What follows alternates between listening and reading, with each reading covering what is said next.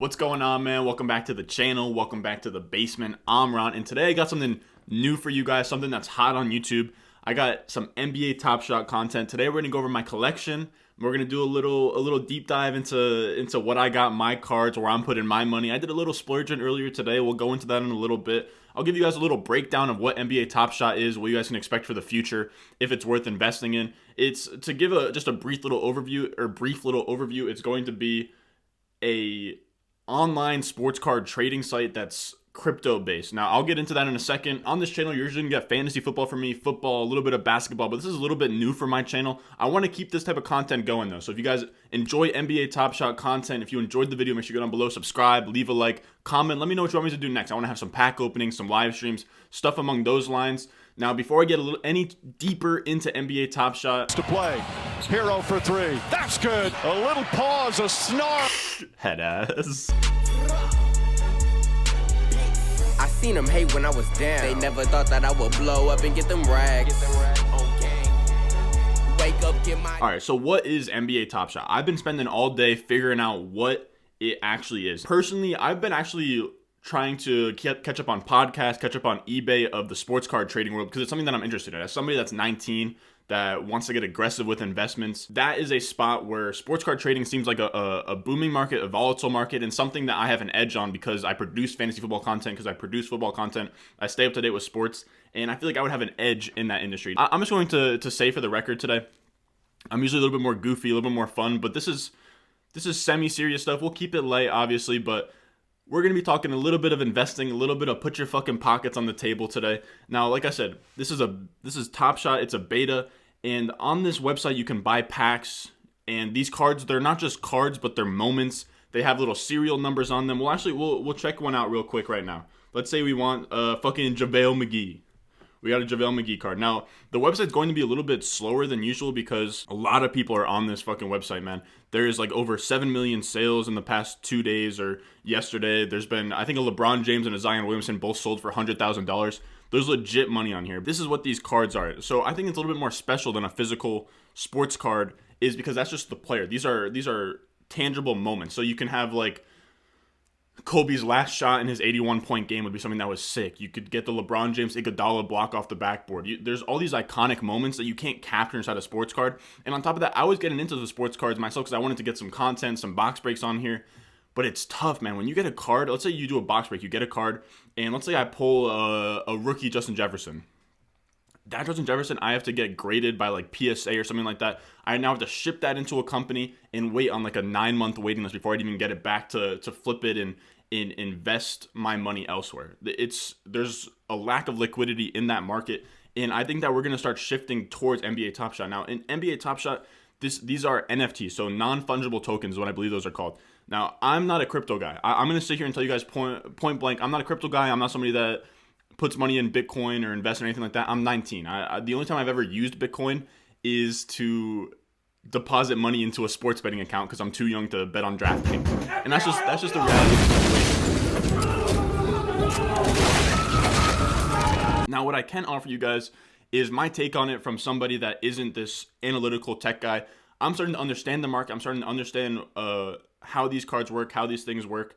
And you don't have to be a genius to do it. But this is going to be kind of my take on it as a sports guy and not as a economist guy. There's a lot of guys out there that are doing great content that way, but I wanted this to be a simple beginner's guide for what NBA Top Shot is. Now, these non-fungible tokens, these NFTs, are, I guess, artifacts that you can buy within the cryptocurrency realm. I'm not huge into what these are, but I've heard like CryptoPunks or something that sell. CryptoKitties is something else that sells as well, but they're these things that have barcodes. They're established in time that you buy. Now, you might be saying, Ron, what the fuck? Why would I buy clips that you can just find on YouTube? The honest answer is why couldn't you just print out a picture of the Mona Lisa and put it on the wall? It's because it's not the same fucking thing. There's an established value. There's a barcode on these things. Some of them are limited edition. Some of them are only out of 50 that you can buy. There's the Zion Williamson card is something that's really cool.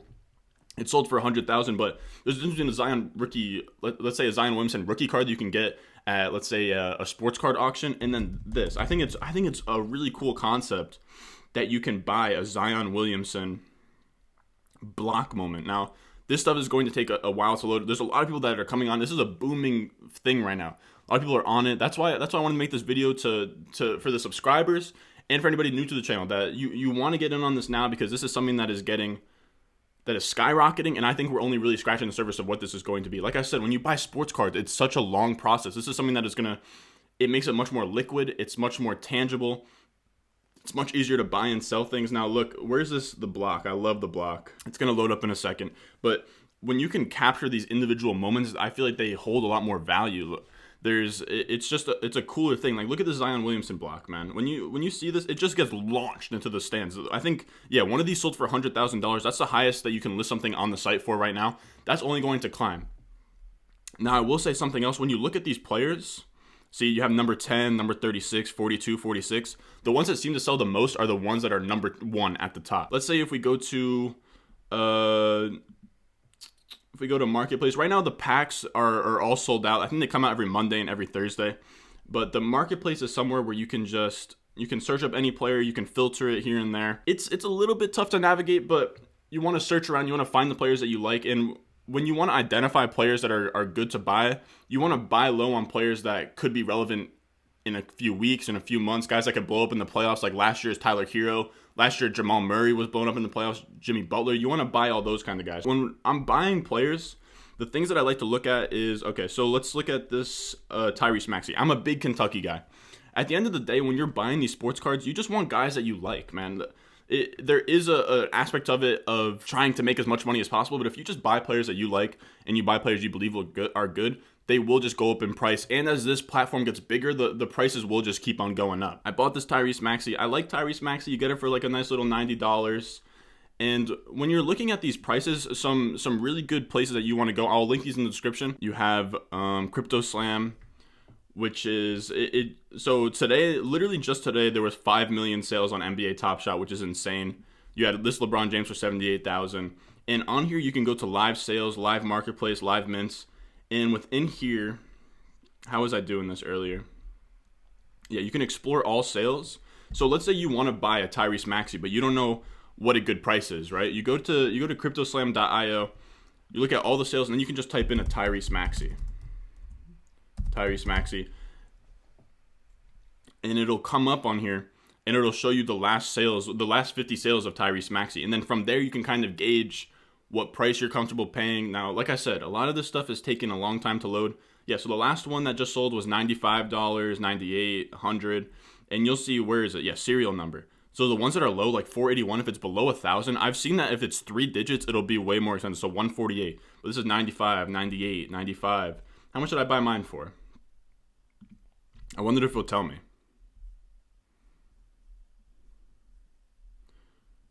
So I bought it for $90, which is pretty good. If these ones are selling for 95, 94, this is probably the one that I bought right here.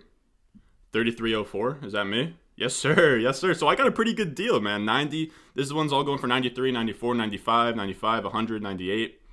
148 for a 3-digit one's not bad at all, to be honest with you guys. It really does seem like the ones that have a high serial number go for more, and 100% the number one in the serial number goes for the most, and the second most I would say is the serial number of the jersey number. So what is Tyrese Maxey's jersey number? 0. Oh, so you can't even get that one.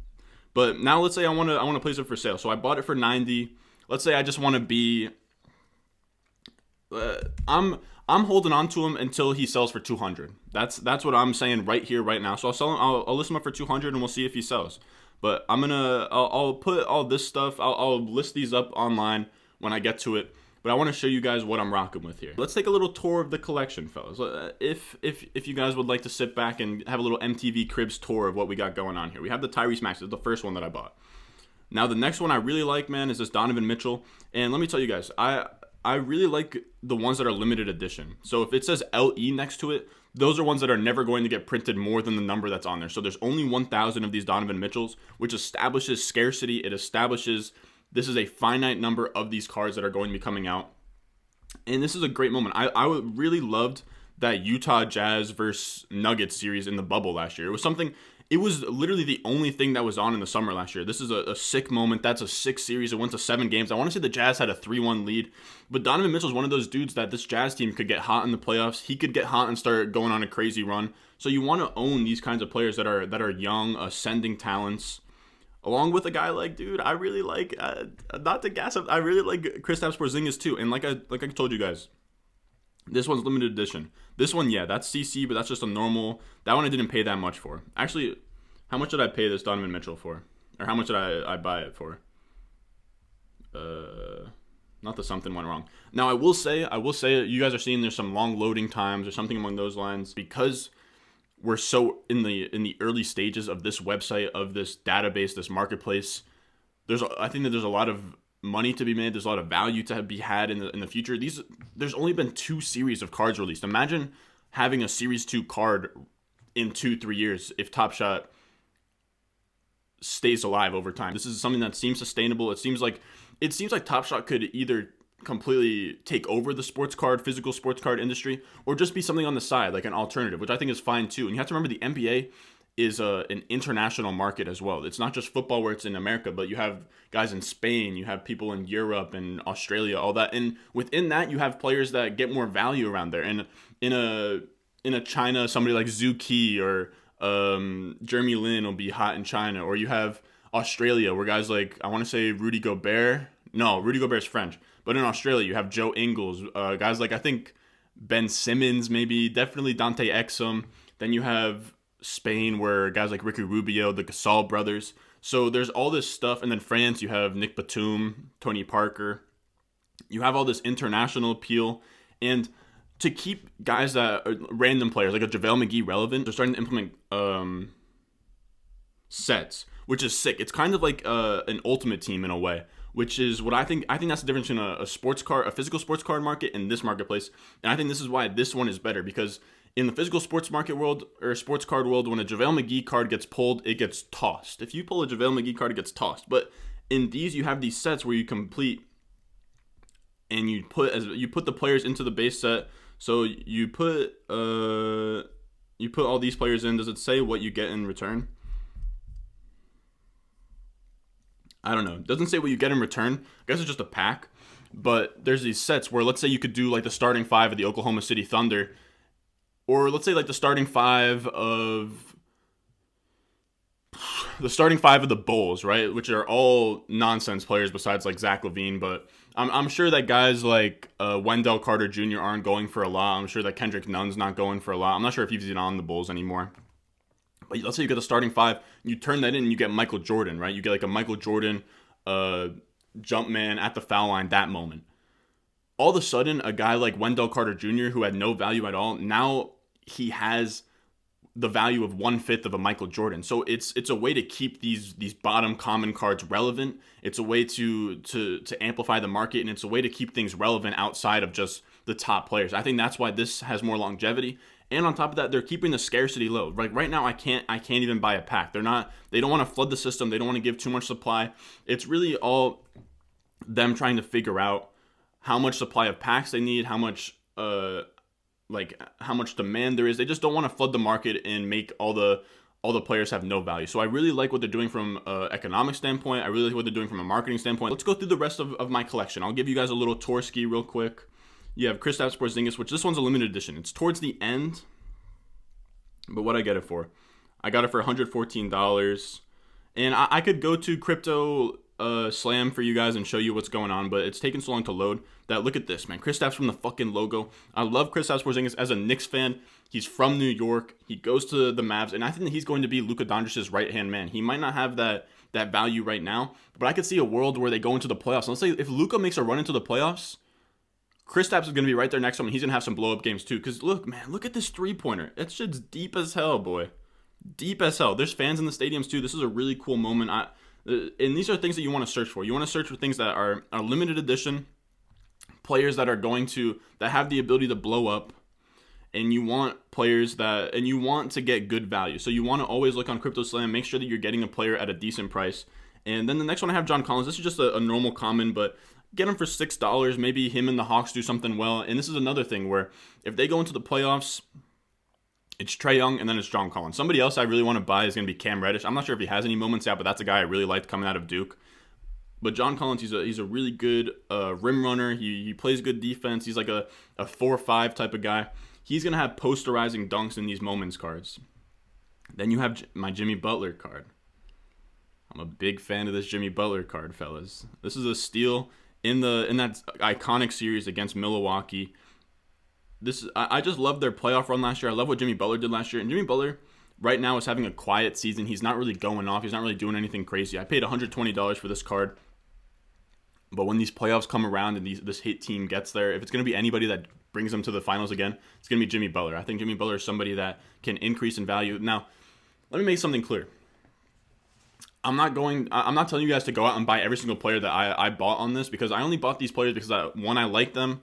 Two, I think that some of them could increase in value. And three, I kind of just trying to get my feet wet on the market and figure out what's going on here. So these could all flop. By the time this video comes out, maybe these guys all half in value. Maybe they double in value. I really don't know. But I just wanted to break down not only what we're looking at, but I wanted to break down what my collection is and kind of what my justifications are for buying these players and what to look for from what I've seen. Now, this next one, we got Jamal Murray. Yeah, I paid $109 for Jamal Murray, which is crazy, dude. What, the 37? So this was the 21st. He was $37 back then. Now I paid $109. But this is just the reality of the market right now. And again, this is another player from that series. I love that Jamal Murray Nuggets versus Jazz series in the bubble. That series was just iconic. What Jamal Murray did, they were going back and forth, dropping 35 plus points on each other. Just a really cool series. So I like that Jamal Murray card. I think he's somebody that can also heat up. He's somebody that can always do something crazy in the playoffs. Then we got a nice little Jay Tatum, a little jumper on the left elbow. I think this is from recently, but I like Jayson Tatum. I don't think this was anything crazy. I like $37. Got a good price on it. I like Jayson Tatum. He's somebody that could erupt with the Celtics. He could kind of finally make that jump into the MVP race. I think it would be a little bit tough for him right now at this point of the season, but always something that is like on the horizon to a certain degree. And then I got this Ben Simmons card. This one was only $15. But if the Sixers make a run, if the Sixers start playing well, it's going to be Ben Simmons that's going to be the one at the forefront of that. Nice little dunk on, who the heck is that? Mitchell Robinson. And the last card in my collection, we have Jaylen Brown. How much did I pay for Jaylen Brown? $16. Nothing crazy. Just a little jumper in Dylan Brooks' face. Just a little something light. Jaylen Brown, another dude I really like. I love those two Celtics guards. I love Kentucky players. I like Knicks players. I like Kentucky players. I would love to have an Emmanuel Quickley in the collection. And I will say one more time, as much as this is like investment and growing your money, it's also a collection. It's a collector kind of thing. And when you're a fan of sports, you get it. These are players that I like. These are players I think that could play well in the near future. These are players I think that could go up in value. And even if they don't play to their full strength, this marketplace is growing. These prices are inflating pretty rapidly, which is a little bit concerning, but I think that's just the reality of Top Shot growing as an industry. They're doing really well on YouTube right now. They're doing really well on Twitter right now. I think that this is going to be something sick. I want to do pack openings in the future. If you guys want to see anything else, let me know. I think I covered pretty much everything. I went over my collection, went over what I think the future of this is. So yeah, man, if you made it this far, I appreciate it. Make sure you go down below, subscribe, leave a like, comment. As always, follow me at @RonStewart_ on Twitter. Make sure you join the Discord, man. I'm going to probably be posting some stuff on Discord with the NBA Topshot. Maybe we could get a nice little community in there talking about trades and this and that and what players are nice targets and everything along those lines. If you guys want me to make any more videos on NBA Topshot, whether that's pack opening, whether that's a collection update, anything along those lines, let me know. Spent $1,000 on this shit today. Biggest investment in my young adult career, but I feel super good about it. I'll see you guys in the next one.